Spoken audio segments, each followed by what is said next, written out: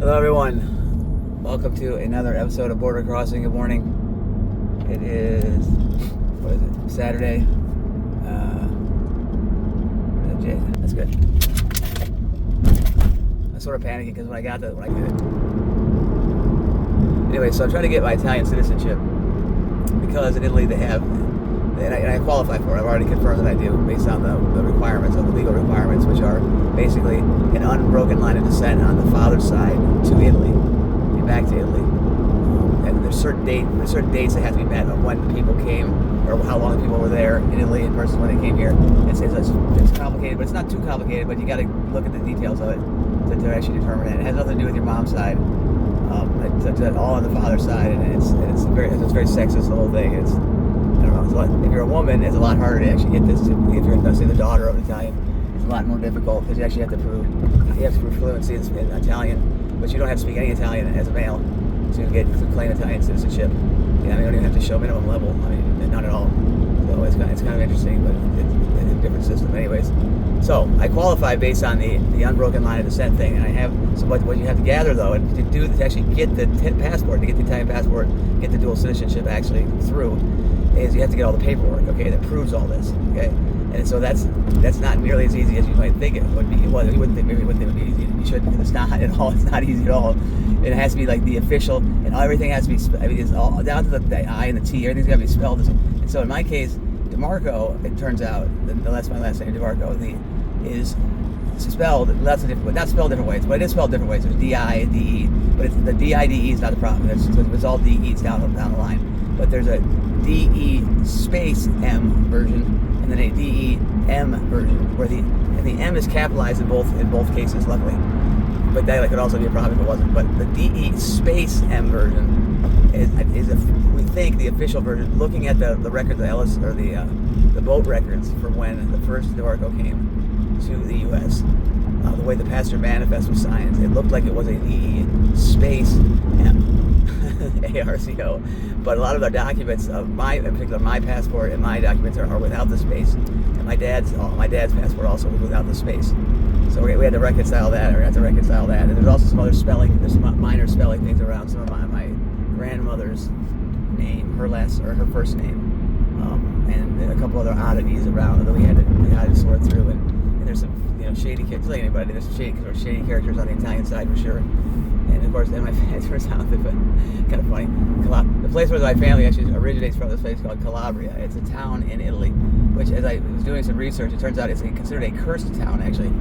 And if you live in the region, apparently people that live in the region do not speak the name of the town out loud, or if they do, they cross themselves, because it's considered to be a cursed town, which is a home of all sorts of witches and werewolves and whatnot, all kinds of other stuff. So nobody really goes there, I guess. And I started looking at it. We may have to go there to pull some records. Probably not. Because I think there's some services that'll do this for you. But I really kind of want to go now because this thing really sounds really interesting. But it's a very, very small town, and it's seen better days, of course. I guess maybe it hasn't ever seen better days with the whole curse thing. But anyways, it's a cursed town, and I want to go see it really badly. That's where my family comes from. But there's that. The other part of my family comes from the cave. There's caves in Italy. Yeah, that's right. Troglodytes. That's what troglodyte is a person that lives in the cave. I actually didn't know that. I thought a troglodyte was that little thing. That little thing that's like that fossil thing that looks like kind of like a cockroach. That's a trilobite. For whatever reason, I thought that was a troglodyte. But no, a troglodyte is actually a person that lives in a cave.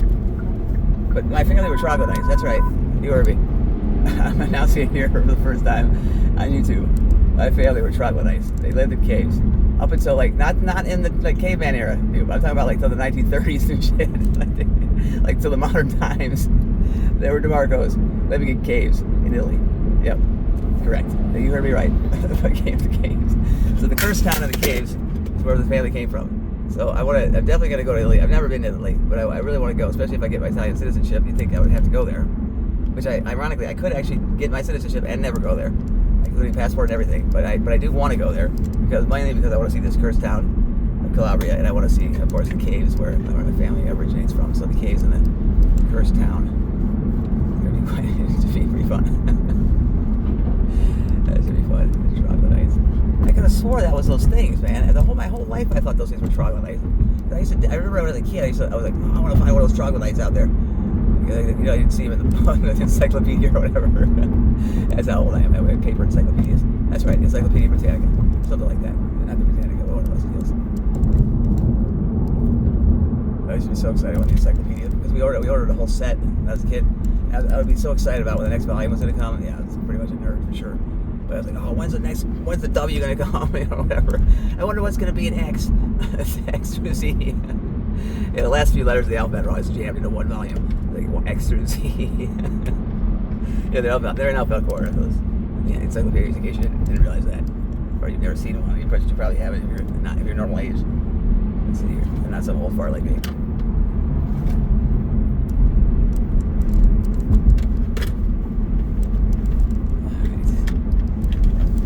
Paying attention to what I'm doing here on the drive, but I didn't say much about the road. There's construction here on the left. There's the border wall here to your left, which you can't exactly see. I can turn my camera a little bit just so you can sort of see for a second there. Yeah, see, there's the border wall kind of peeking through on your left. Oh, I see the up. Oh, there's better. Sorry. But that overhead there, that overhead road there is going to be a really, as I said last time I did this, and it's been just put up here pretty quickly. It's going to be a new. This whole road is going to be going one direction, and then up there it's going to go the other direction. But it's really going to open up this area in a big way. It's going to be huge for the local economy and everything else. I think it's going to really make this area explode more than it already is. This really is exploding already. But once this, because it always backs up here so badly, and it's such a drain on everything because it just adds so much time. Like when this is done, I'm looking at least 15 minutes faster to get to the border and a couple miles shorter because they're digging through a tunnel. Like they're cutting through this tunnel, this mountain over here to make a tunnel. So it's going to shave off a ton of time off this commute, and it's going to be so much less frustrating. I mean, that's the main thing for me with the stress level, because the traffic has just been outrageously horrible, and it's just been getting worse. But this thing will really, I think in my opinion, it's way more than they need, which is great because it means it's not going to get crowded for a while, and it's going to be really nice. I can't wait. It's been almost a year, I think, that they've been working on this now. It's close to done, I think. I keep saying that, and I don't really know. I don't know where to find out the status, but it looks like it's close to done. At least this part. So we'll see. Hopefully before summer here, that'd be nice if we can get this thing going. But the Sedina here, the signs you see out there, the white little sign Sedina, that's the Defense Department of, or I'd say, I sort of like the equivalent of the Army Corps of Engineers, I guess, I think, in Mexico. Department of Defense and the Department of Defense.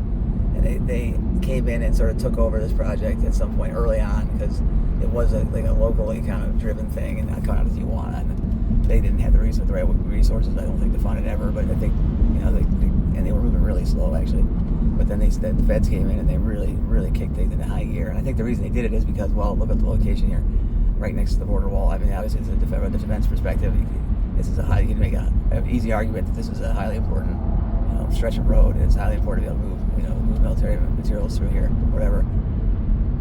And it's kind of funny. It's it's about 6 feet higher than the actual top of the border wall there. It's kind of an FU over to our friends, our neighbors to the north.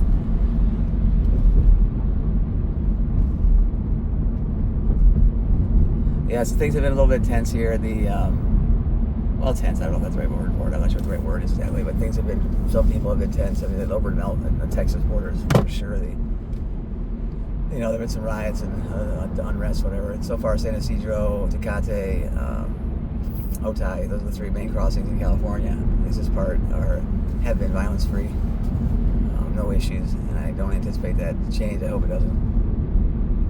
But we had some fear between Jen and I. We have an informal policy of only one of us being in the U.S. at a time right now, just for the next week or two. We haven't always met that, but it's just until things kind of maybe calm down a little bit, because the ultimate nightmare would be that we both get trapped on one side of the border. Particularly, we both got trapped up in the U.S. because we would have all of our animals stuck in Mexico with nobody to feed them, take care of them, that sort of thing. So we got to have at least one person here, just in case. And I don't think they're going to close the border or anything like that. But there's rhetoric that comes out from time to time, and you never know. Things can get out of hand pretty quickly.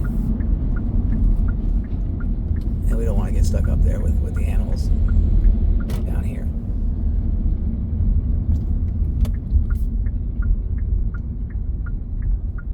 Yeah, that construction has really made things kind of a cluster as far as traveling. It's made it even more frustrating than it normally is. But again, I think it's gonna be worth it for the payoff in the future when that's done.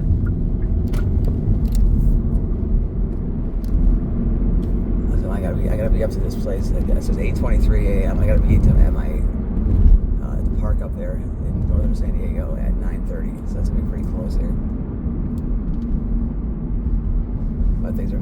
so far. Lake traffic. This bridge is over what used to be the Tijuana River. Which used to, I don't know if it's called the Tijuana River. I'm not sure what it's called, but it used to be a large river. You can see by the size of it. You can't see, but you could see. You can see it's a large, very large. What do you call it? I don't know, ravine or pit or whatever, or large trench that's probably 100 yards wide. I mean, and it's completely empty. There's no water. There's just like maybe a foot of water, like a trickle of water at the very bottom of it. So it's kind of interesting that the water, you can see the impact of the loss of water. I think the Colorado River feeds that, or fed that, which has been almost, dried out. Water is a resource here that's been, it's problematic. We had water, 2 days last week we didn't have water. So we're lucky we have what's called a pila, which is basically an underground well, essentially, a large well, reservoir of water under our home. And most of the houses in this area have them. Most of the, at least of the well-to-do houses have them, because water is not constantly, but on a regular basis, water service goes out. And that's either from shortages or from leaks or whatever, but usually it's shortages. And in particular, lately, it's been shortages, and I think that's predicted to increase even more and more. And so the pila, though, it collects rainwater and storm water, and whenever it does rain, which is rarely, but whenever it does rain, it collects that water in this giant kind of pit. And then when water goes out, it uses supplements with that. And we have a very, very large pila, which is very helpful because water goes out regularly, and we need to draw on that pila a lot. Of course, now the water quality, which is already really bad in Mexico, when you start going to your pila, it gets probably even a little bit worse. Maybe it gets better. I don't actually know, because our water is really, it's not drinkable. It is not drinkable. It's not microbiological contamination that's the concern, actually. And we've actually had the water analyzed to confirm this, and have read many things the same way. It's really chemical contamination, in particular chlorine. They put so much chlorine. They chlorinate the water so heavily, and you can smell it. And actually take a shower, it feels like you're coming out of the swimming pool. But I mean, it's just heavily chlorinated, and that's because the reason for that is because of the issues they had with Vibrio back in the 80s and 90s, early 90s. And the way they got rid of that, they don't have this Vibrio problem anymore. And now the water is safe microbiologically is by chlorinating the crap out of it. Now, so that's the downside of that. The downside of that is you can't drink the water, because now you don't have to worry about Vibrio, but you got to worry about chlorine, and then you can't. It's not palatable. You cannot. It's just disgusting. You can't drink it, and it's pretty awful. But in any event, so you have to buy water. You have to buy drinking water, and the pila water has less chlorine in it because it sits down there, and the chlorine kind of reacts off. But it's microbiologically, I'm not sure how safe exactly it is, and that sort of thing. So it's a trade-off. But it's better than having no water, which is what you would have if you didn't have the pila. And many people do not have the luxury of having these pilas. Alright, the line is looking like not too bad. It's hard to say still. So this is the front of the line here to my left. And we do have yellow shirts out there. They're not wearing yellow shirts today, which is interesting.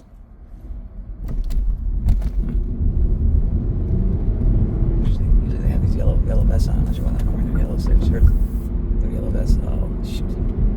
Okay, well, it's not looking as good as I thought here. So the line is back, at least back up to this traffic circle here. Man. Okay.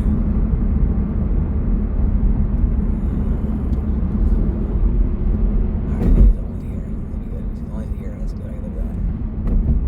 But that's not the case. Oh, jeez.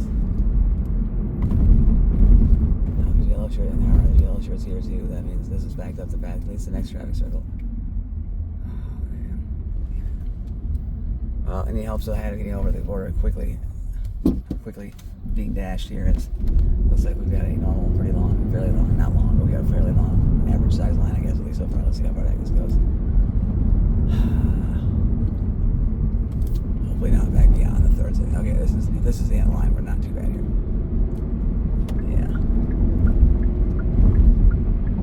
Looks like this is the end of the line here, maybe. I got UE there. I'm not supposed to do that. But yeah, this is the end of the line, so there's no straight. Back at this next traffic circle, there's no. So you're not supposed to U-turn here at this stop sign, but I'm going to do it anyways. And I just got a ticket for this the other day, but I don't care. I'm going to do it anyways. But the ticket was not actually here. It was another place, but. Okay. I'm just going to go. Alright, so now I'm at the end of the line. I'll edit that little part out there, that little illegal U-turn. Nah, I'll leave it in. I'll play the fire.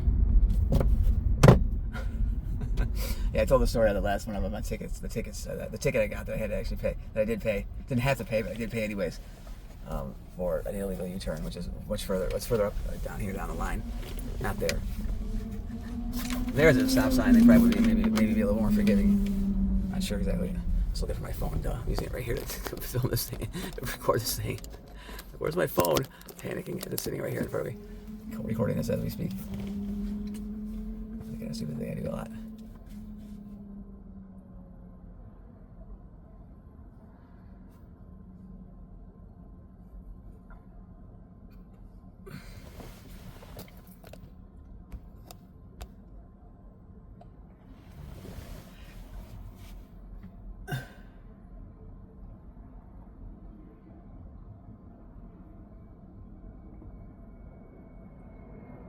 So anyways, with the Italian citizenship thing, I do have. So I showed the unbroken line of descent down to back to the,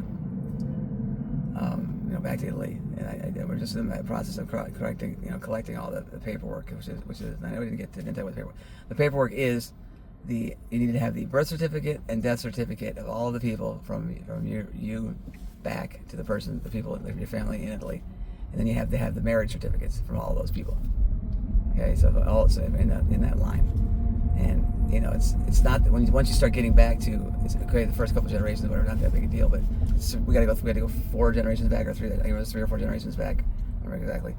But in any event, and we lucked out because my great grandfather did not renounce his Italian citizenship, like many people did and did not become a U.S. citizen, unlike many Italians who did actually become U.S. citizens and renounce their Italian citizenship in the process. And there was a certain cutoff date for that. So I lucked out in that perspective, in the sense of wanting to get my Italian citizenship. Makes it, well, it wouldn't be possible if he hadn't done that. So anyways, I do meet the requirements. We've already confirmed that, and then it's just I collect all this. So the birth certificates, death certificates, and marriage certificates of all those people, and some of those records are in Italy. So we have to go to. We got all the ones that are. I think we have all the ones that we were able to get in the U.S. now. And it's not just, and you have to get the right version of it. It's got to be the long form, certified, for citizenship application. It has to be, everything's got to be exactly right. So we went around and around with a couple of things like, well, this is not the right form. And a couple of forms we still have to get changed because the spelling is wrong or it's different. So and all that stuff has to align in the end. So, but we're working on that stuff. But then the last thing is the last couple documents are in Italy. These are birth certificates. And I think one marriage record we need to get there. I can't remember. Anyways, they are in Italy, and they're in Calabria, we think, the cursed town. So the way to do this, there's a couple different ways. There are services that actually do this. This is what their jobs basically. They go and find records for you in Italy or other countries where they have this jurisdiction with this thing. And then they send them to you, once they find them. Or, that's the boring way. But the fun way is to go yourself and try to dig out the records, which to me, I think it sounds like a lot of fun to try to find. You got to go back to your hometown and find the records office and whatever. You try to dig through some dusty old boxes or something. That's the way I envision it. Maybe it's not. Maybe it's all microfilm. I doubt. In a town like Calabria, I doubt everything's on microfilm or CD or whatever. I mean, I'm sure it's a matter of pulling out, old dusty files of it. I'm sure would be quite interesting, actually, if we could even find it. So. And not speaking any Italian, Jen speaks a little bit, of course, but it would be even more of a challenge. It would be a bit of a challenge, but I think it'd be pretty fun. And then who knows? Maybe we'll run into some of my old family. And we pop by the caves while we're at it. We're good to go. Right afterwards, stop by the caves to say hello. Check out my old cave, the old Demarco family cave. Claim my ancestral home. Who knew it was in a cave? Sounds about right, actually.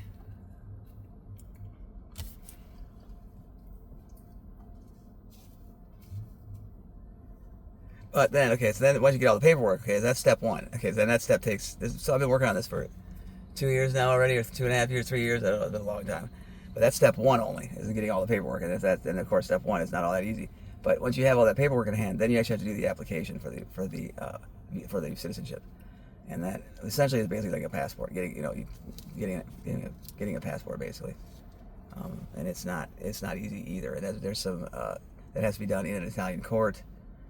That's where the paperwork being in the right format and all that shit comes in really important. And we think there are services that will do most of that stuff for you, and I think we can do that from the U.S. mostly. I don't believe we're going to have to go to Italy for that part, but that may not be the case. But one thing I do know is I will not have to pass any sort of a test. There's no citizenship exam. There's no language requirement, at least for males. So that makes it, at least there's that.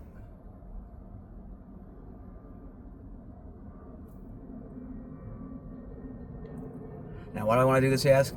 I don't know. Well, a couple reasons. One, just to see if I could.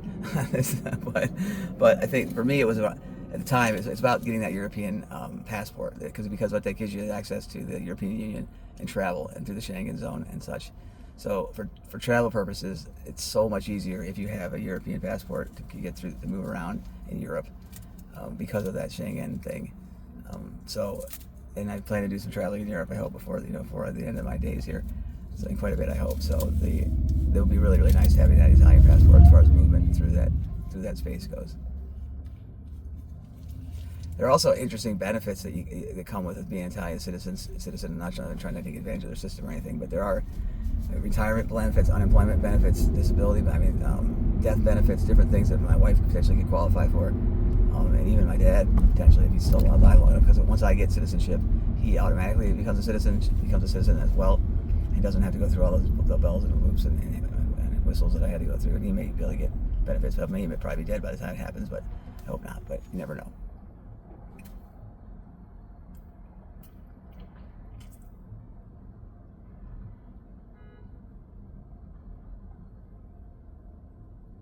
Mostly, though, I think it'd just be cool to say I'm Italian citizen. Not speaking any Italian, of course.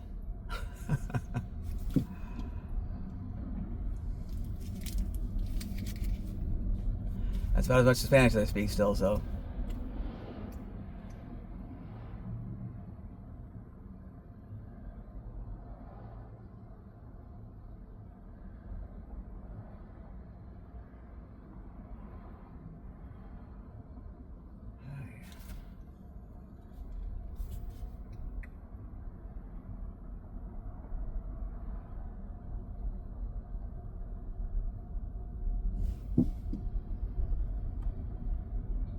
I gotta get moving here. From here, it's probably about 10 minutes to get across, depending how many people they got working up there. It's been moving pretty quickly. They've had quite a number of workers up there. The rumors are that the military is going to come in. Of course, they were saying rumors 4 years ago, 2018, but then they never came. But if they do come, CBP, the people that work for the Customs and Border Protection here in the U.S. side, are worried about their jobs, of course, and also about where they're going to go. What they're going to do with them and what their jobs are going to be. But the thing is, I don't think I have to be too worried because the military cannot run the border in the sense that the logistics of it, it's not as simple as all that. It's just saying, oh, we're going to come down here and take over, because it's like running any business. It's one thing to say, I'm going to go and take over that business, but to actually run it, functionally, you have to have the people that know how the systems work and are there.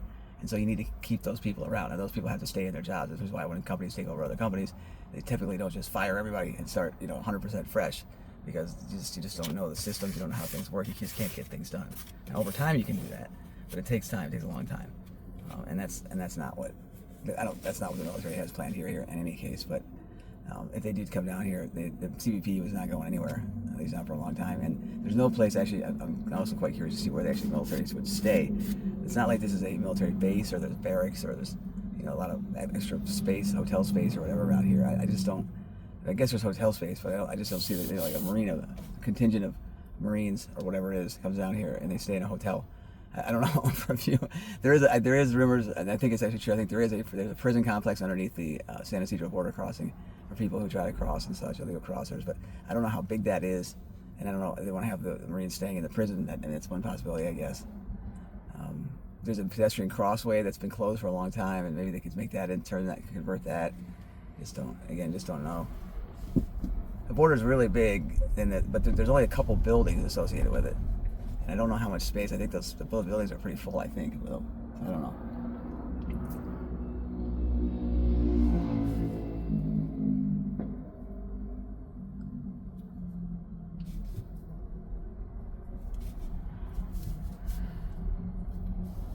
On the Mexican side, coming back into Mexico, they have certainly gotten, I think, more aggressive. Not aggressive. Let's say they've been. Yeah, I guess aggressive is the right word for in terms of looking at you, making sure you have the right documents and such coming into the country from the U.S. You know, it used to be, at least for until the past few weeks here, or past few months, it was really really slack in the sense that they just pretty much don't let anybody through with a passport or a birth certificate even.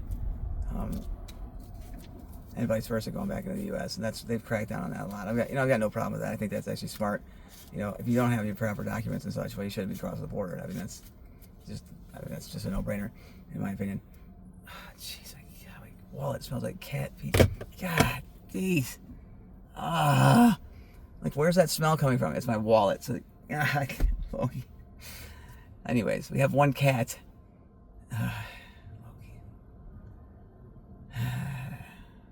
God, jeez, gross. Okay, the cat peed on my wallet. My wallet stinks of cat pee. I mean, it absolutely just is. God dang. Anyone who knows cat pee is one of the worst smells around. And okay. At least it's my wallet and not. Oh, jeez, my clothes or something. God, geez. What in the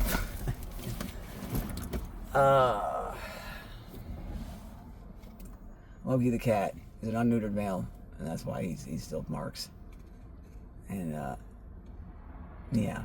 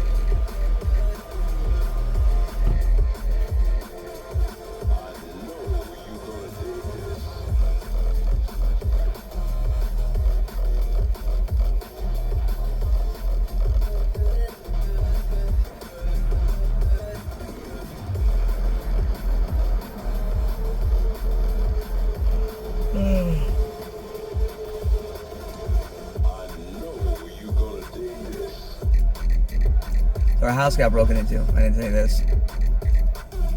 Yeah, it's let's see how I explain it. I'll edit that out.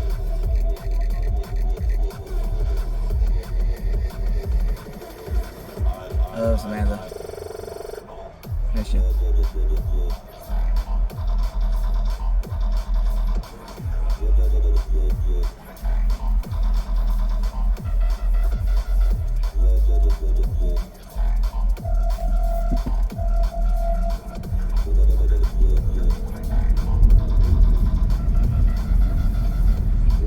Pissed.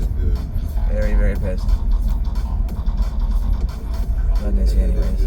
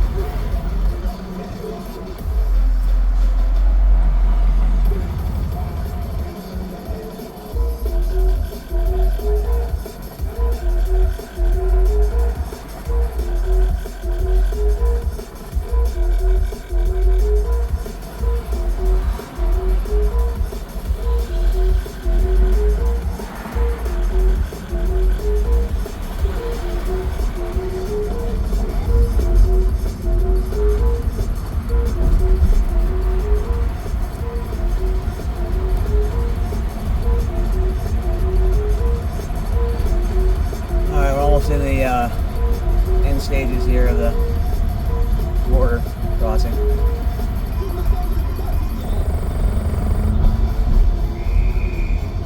This is the beginning of the formal border staging area, I guess you can call it.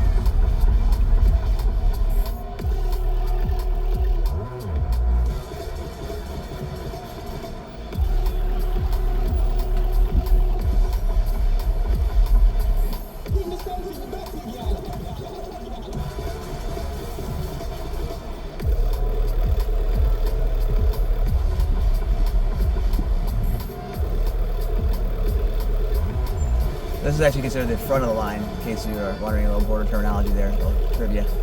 Even though it appears to be the back of a line, it's actually the front of the line, because the line actually, official line starts there before this border staging area. So we're at the very front of the border of the line. Actually, even though it looks like we're at the back of the line, it's confusing.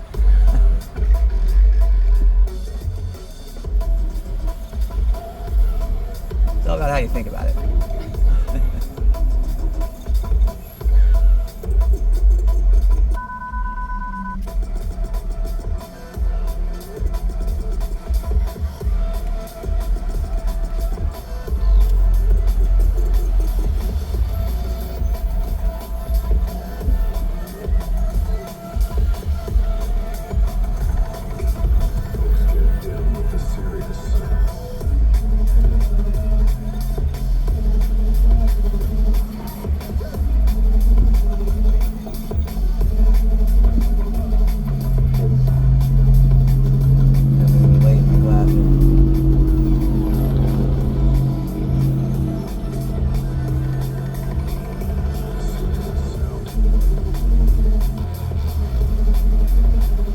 I'm definitely gonna be late in my class, and it's funny. I was late last week too, and my instructor was very upset.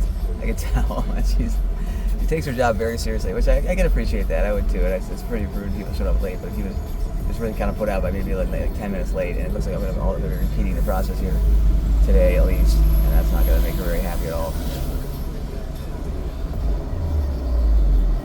Fortunately, Luna is a very good dog, or has been very good in this class at least, and so she's always a superstar of the class, so she's doing everything right. And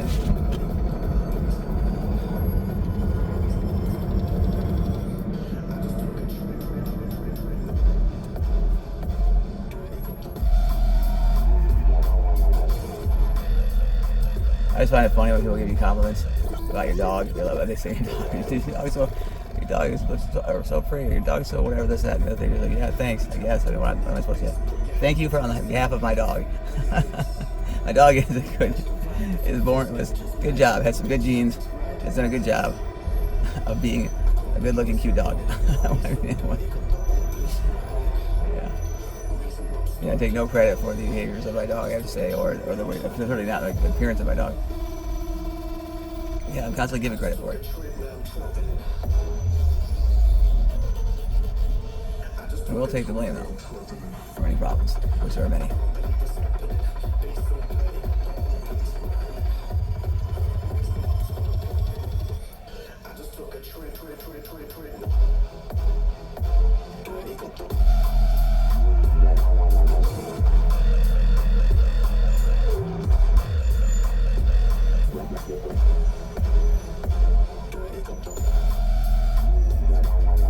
Always a lot of activity down here at the border on the Mexican side, not so on the U.S. side.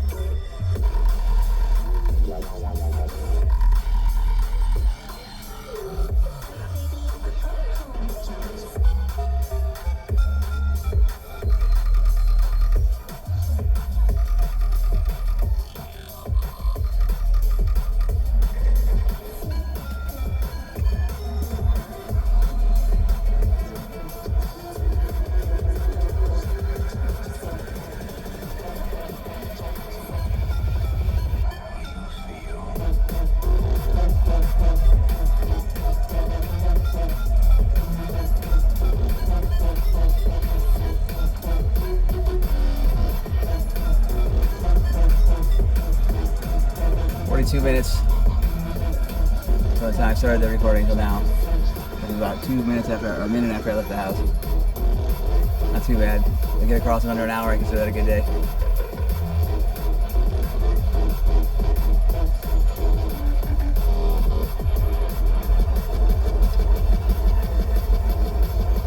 I think I can get to the airport in San Diego under ideal conditions, and I've done it before, in 43 minutes. And that's with no traffic, zooming right through the border here, no delays of any sort, and driving straight to the airport. Which tells you how close I am actually to things in San Diego. Pretty darn close. I bet with that, when that new road opens up, I'm guessing I could probably do that in 30 minutes. So make it to the airport, and which would be amazing if I can. Maybe that's a push, but if I can do it 30 minutes to the airport under ideal conditions. Under worst case conditions, it could take 6 hours, maybe. I would consider that worst case. The average case is probably about an hour and a half, I would say.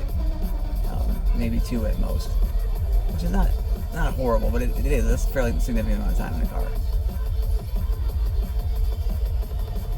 Maybe closer to an hour and 20 minutes, like an hour and a half, but the average. The thing is, San Diego traffic is just as bad or worse than Tijuana traffic. So you go from one high traffic area to another, so you have to time things exactly right as far as getting across. Otherwise, maybe you make it across this side and there's no traffic. But if you go into San Diego, you get on the highways there and you can't move. There's no sense doing that either. So you have to really time things just right to work around both the Tijuana traffic maximums and whatever, and versus the San Diego ones, and they are different. And the Tijuana side is much harder to predict, in my opinion. You sort of know what's going to happen in San Diego. Of course, accidents and things always throw that off, but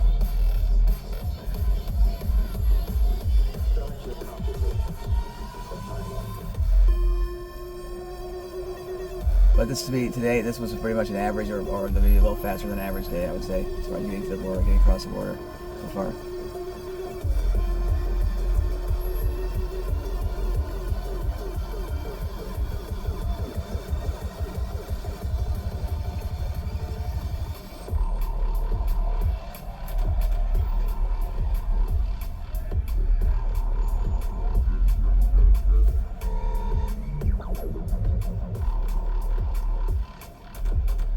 There's been talk, if Mexico really want to make lives difficult for people here, Americans in particular, living or visiting here, living here, whatever, they could. This is still Mexico territory here, on this side of the border.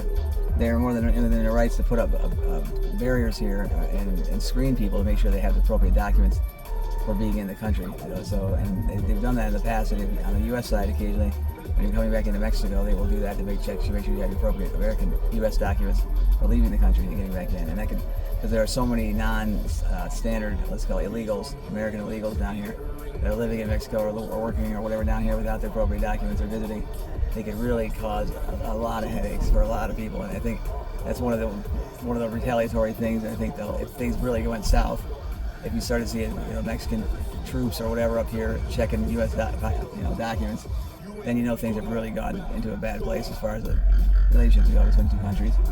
Because that would absolutely just crush things as far as the speed of this whole thing would slow down so much. People would be getting turned around here constantly. I mean, there'd be all kinds of problems. But unfortunately, I've not seen that 2 years since I've been here. I've not seen anything even close to that. I have seen booths set up here and people sitting at them that are military or Guardian or whatever, but they've just been sitting there. Not once have they ever checked anybody's actual documents. Yet. Let's hope it stays that way. I always have my appropriate documents because I'm not stupid. But plenty of people, way more people than you would think are. I call them stupid, but they have their reasons, I guess. But to me, it's just stupid. I don't understand why you go to a foreign country without having the appropriate documents to get there, to be there, and also as far as to get home.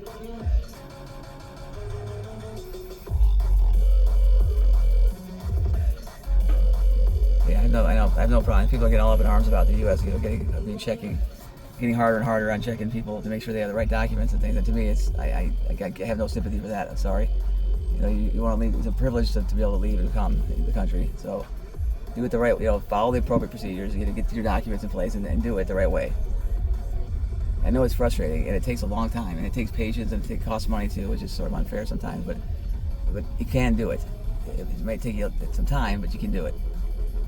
I think most people just don't want to take the time. It's too complicated, or they don't have the time. They don't think they have the time. They won't make the time. But you really have to for something that's just important.